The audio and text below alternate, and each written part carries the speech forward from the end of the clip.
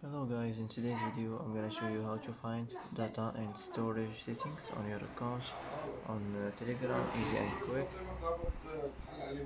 First click on your on these three lines here. Now click settings, and now here you will find it, data and storage. And here, as you see, you can manage your data and storage settings as you like. That's it for today. That's how to find data and storage settings on your account on Telegram, easy and quick.